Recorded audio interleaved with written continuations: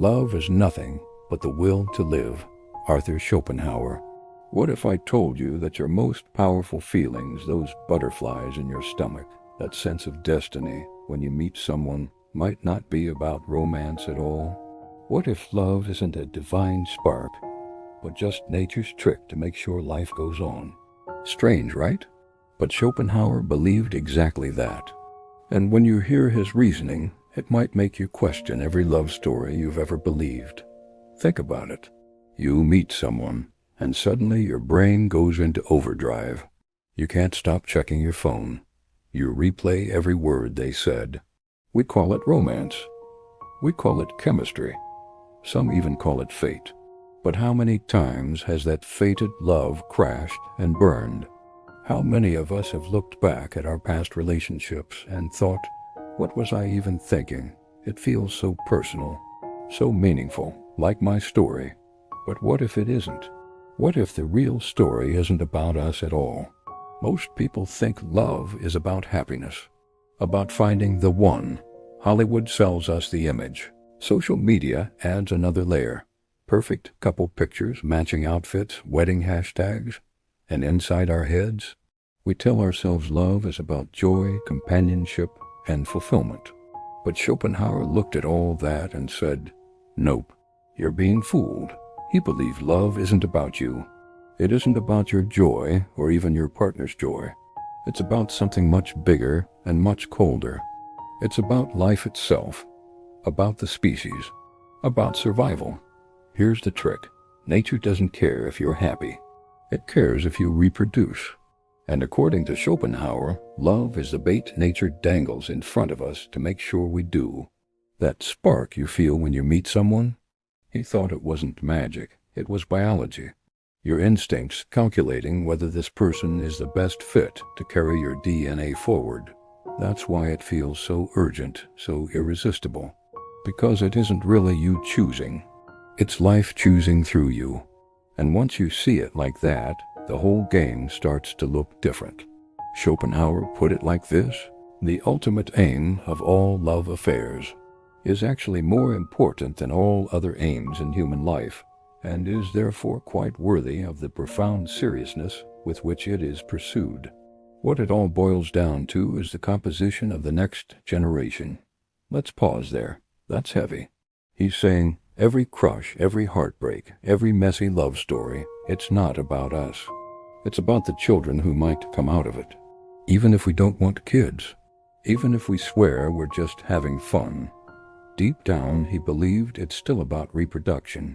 Think about it like this.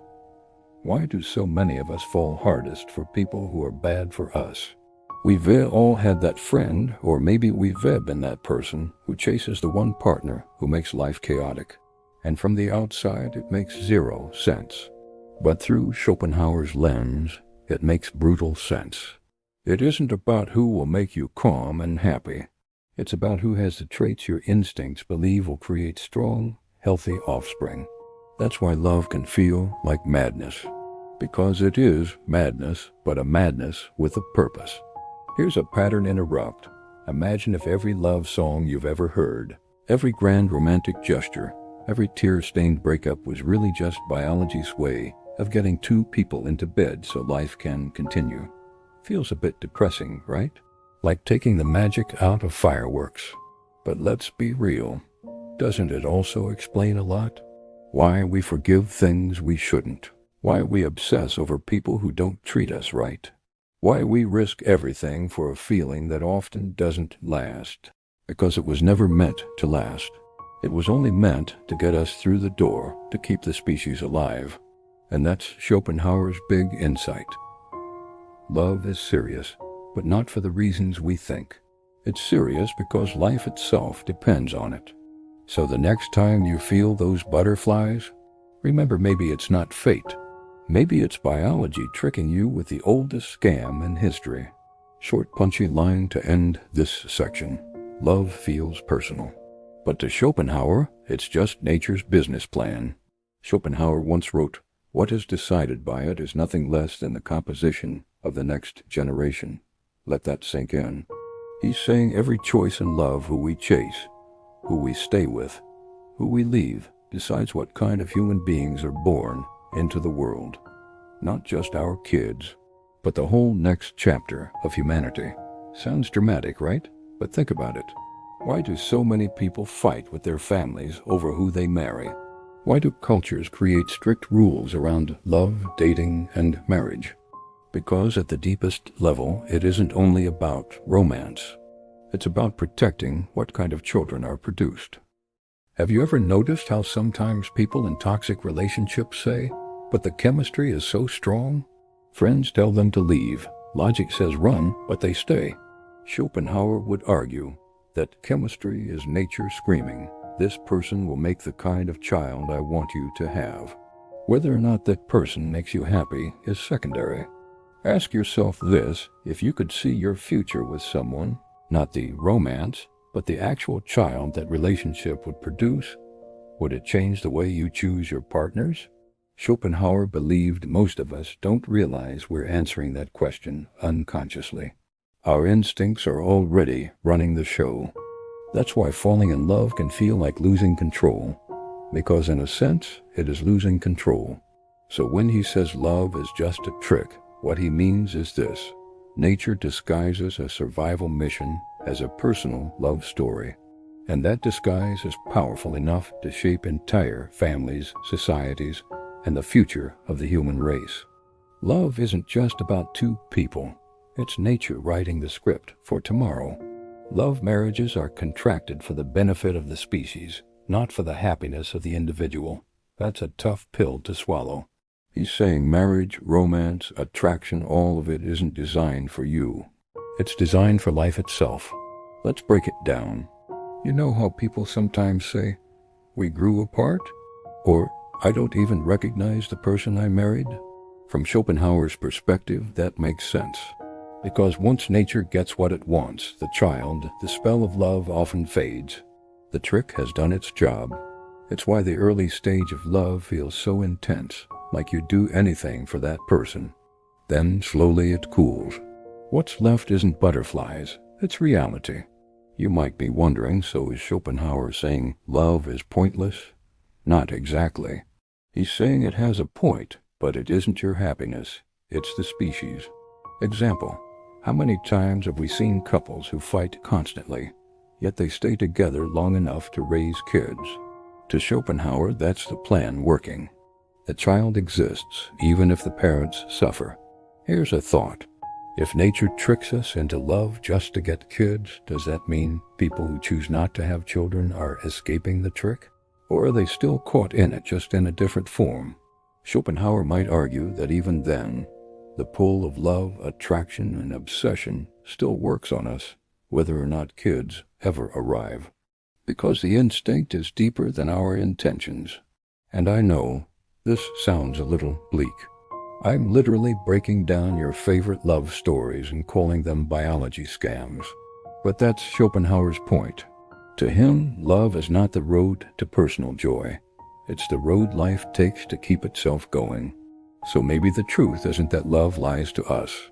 It's that love tells nature's truth, not ours. Schopenhauer wrote, "The spirit in which one is in love is comparable to a state of intoxication and madness." We know what that madness feels like. The nights we can't sleep. The months wasted on someone who didn't care. The marriages that collapse because the fire burned out. Here's the human cost. If we believe the story love tells us that it's always about our joy, our destiny, we risk being blindsided when the trick wears off. Think of someone who gives up their dreams, their friends, even their sense of self because this is the one. And then one day, the spell fades. They're left wondering what happened. Schopenhauer's warning isn't meant to kill romance. It's meant to protect us from confusing nature's mission with our own. Because when we ignore this, we end up broken. Not just by heartbreak, but by the false belief that love owed us happiness. So what do we do with this? First, we accept the trick. Love will feel bigger than logic because it is. It's nature at work. Second, we separate love's job from our job. Love brings people together, but it doesn't guarantee joy. We have to build joy through choices, values, and effort. Third, we remember Schopenhauer's blunt truth. Love is, in its essence, the will to live.